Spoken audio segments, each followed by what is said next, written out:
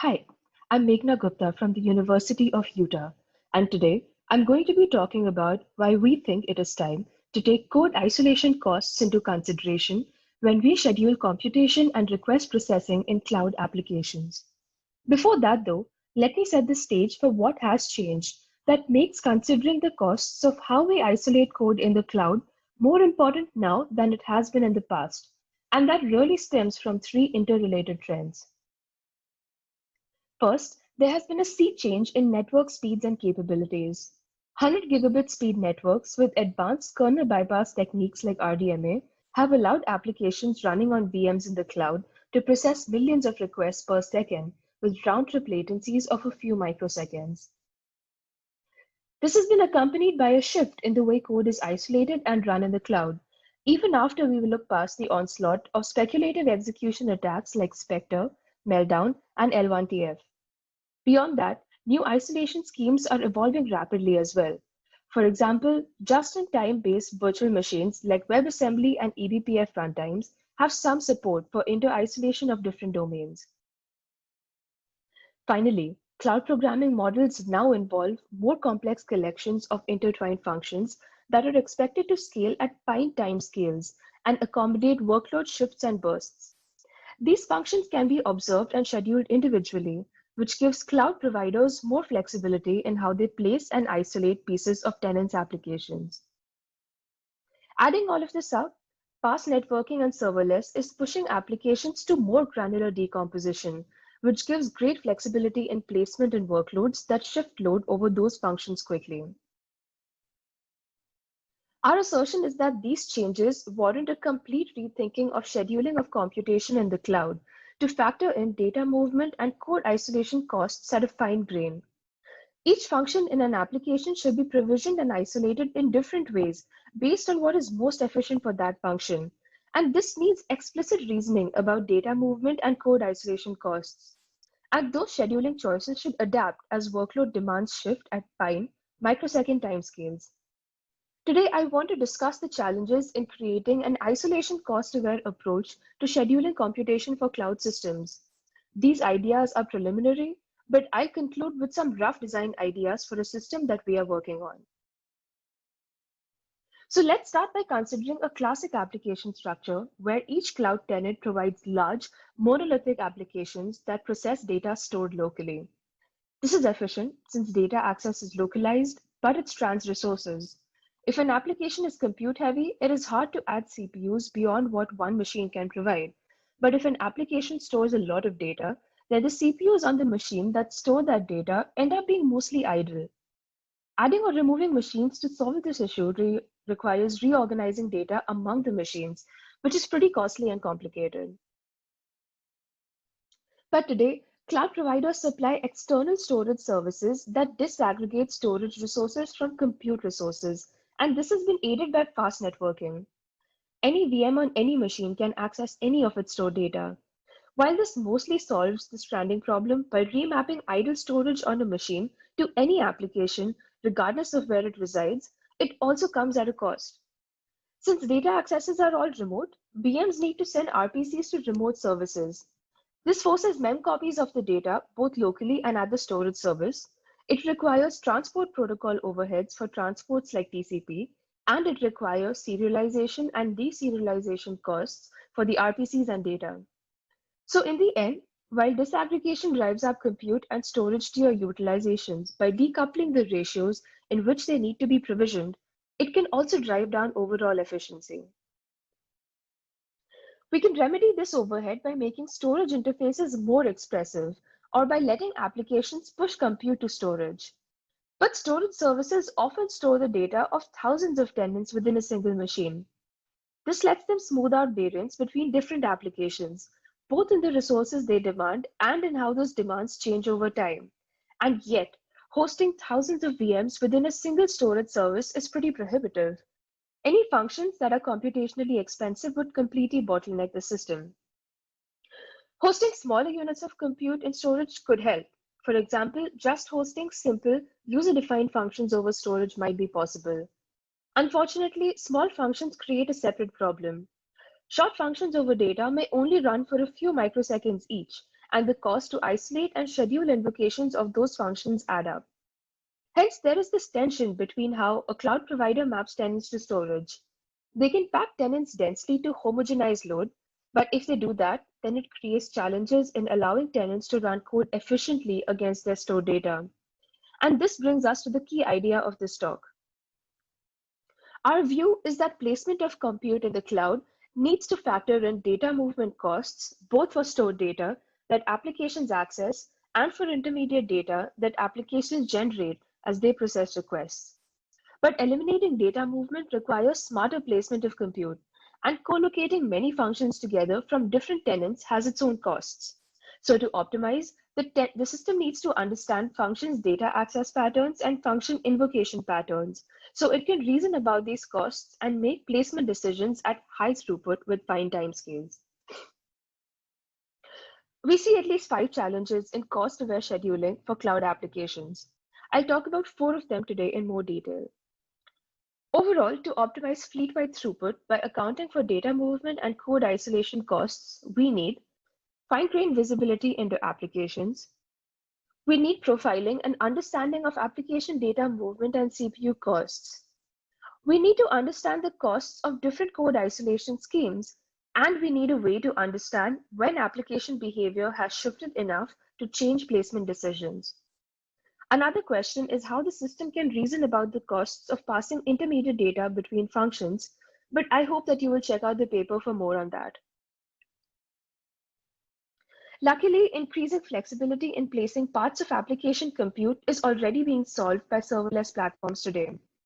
Serverless applications are broken into small, short, single-purpose functions that are scaled and placed independently per invocation. So programmers are beginning to develop applications composed of smaller functions. But there is still a lot of room to optimize. Providers could profile functions to know how frequently they are invoked and the distribution of their runtime to assist in scheduling. They could also observe how different functions interact with stored data. These are opportunities that are relatively untapped by cloud providers, especially with respect to how functions are isolated, which I will say more about shortly. A smart scheduler must understand function costs and data access patterns, which can change from invocation to invocation.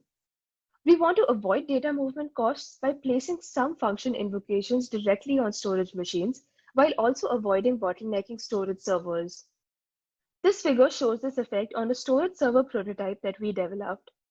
The y-axis indicates throughput in millions of functions that the server runs per second. The blue bars are the throughput the compute server might observe, and the red bars show the throughput if the same function logic is run remotely, and the data is accessed remotely through a get-put RPC interface to the server. For functions that access a single record, the system runs the fastest when an application performs one get RPC to the server to fetch the data, and the function compute occurs outside the storage server. For functions that access more records, running them on the server is faster. Here, functions that access 2 or more records reduce request processing costs and actually accelerate the storage server when run at the server.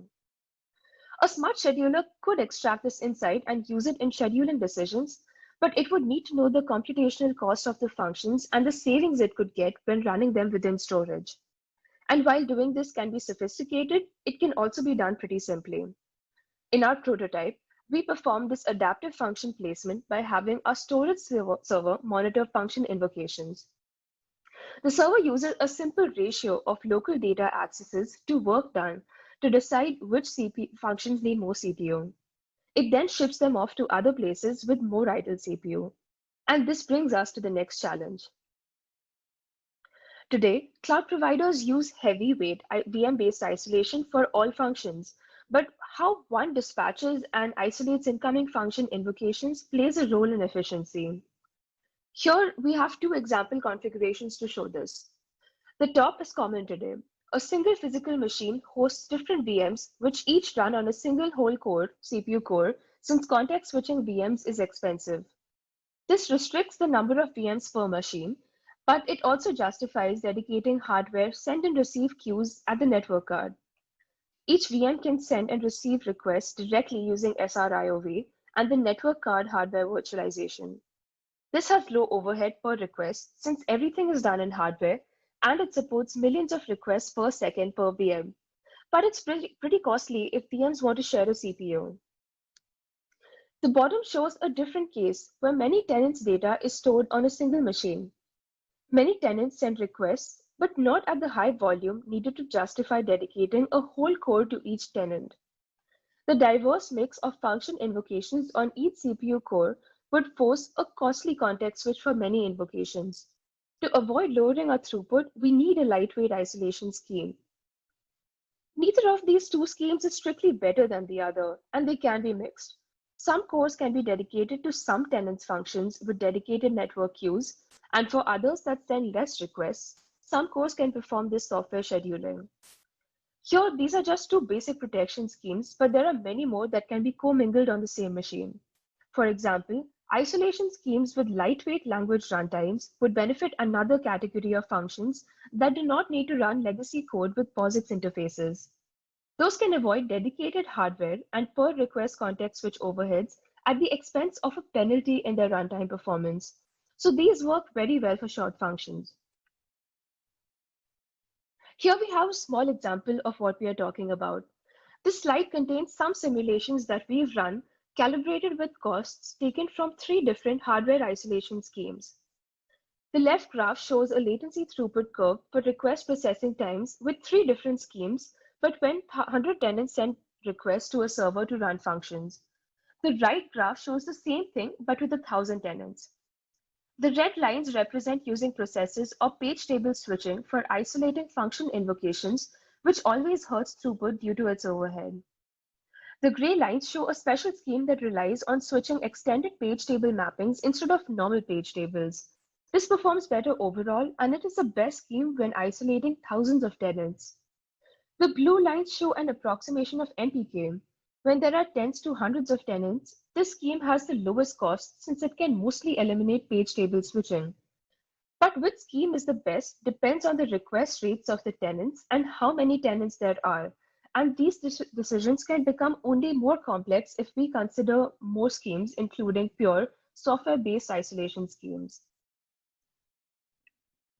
Adapting code placement and isolation schemes only improves throughput if the workload is understood well enough to make smart decisions. It is key to understand the stability of each workload and how it evolves over time. For example, some applications may send a burst of invocations in a short time window. Depending on the length of this burst, the scheduler must decide whether it is worth the overhead to allocate a dedicated VM with dedicated network queues. Understanding when a function's behavior is stable and predictable enough to reprovision and move is important in isolation cost-aware scheduling. So a key aspect of our approach will involve profiling and modeling function invocations and data access duration and frequency. We're currently trying these ideas in a new serverless platform that combines fast networking at low latency with fine-grained scheduling based on data access patterns and workload invocation patterns. It will use a DPDK-like load balancer that routes requests to individual machines at low overhead. Each load balancer should scale to support tens of millions of function invocations per second and should route each invocation in a few tens of microseconds. The load balancer will know where tenant data sits, so it can choose to route a tenant's data-intensive function to it. It will also have a fine-grained view of where functions have recently run, so it can route invocations to a warm context to avoid context switching costs. Function invocations are directly routed to specific CPU cores on machines, but internally, machines will redistribute tasks via work stealing to avoid idle CPUs. Understanding function behavior, stability, and load at a fine grain is important for the scheduler, but a key challenge will be to make sure this data is not stale. One idea we are considering is using RDMA writes to have machines push detailed function execution information to the load balancer. Our goal is to update load balancer state from each machine at least once per millisecond, and we think with some engineering, we might be able to scale this to support hundreds or thousands of machines in a serverless cluster. I want to highlight some important questions that are still up for discussion. First, serverless programming models are still evolving, which influences how costly the functions are to isolate. This also determines the granularity and visibility that cloud providers have into application functions and data access patterns. What interfaces and programming models are going to emerge in serverless is definitely a point for discussion. Second, our approach amplifies attack surface since functions could be isolated with a variety of protection schemes. It also allows code isolation schemes to be added and removed to the serverless platform. What schemes might cloud providers trust for various types of functions? For example, could verified eBPF just in time be trustworthy enough to isolate short functions? Third, current and future serverless workloads are needed to drive and test our idea. How could we use public traces and information to test this idea? This is something that we want to consider. Finally, how might providers pass cost savings due to increased efficiency on to tenants, considering that the savings vary based on fine-grained details of tenants' workloads? In conclusion, we want to capitalize on the improvements in fast networks and high throughput storage services to further optimize how serverless functions are run in the cloud. While these functions enable us to ship compute to storage, their small runtimes also compound code isolation costs. We believe that a scheduler that can profile these functions will be better placed to make scheduling decisions that will reduce the costs of data movement and code isolation.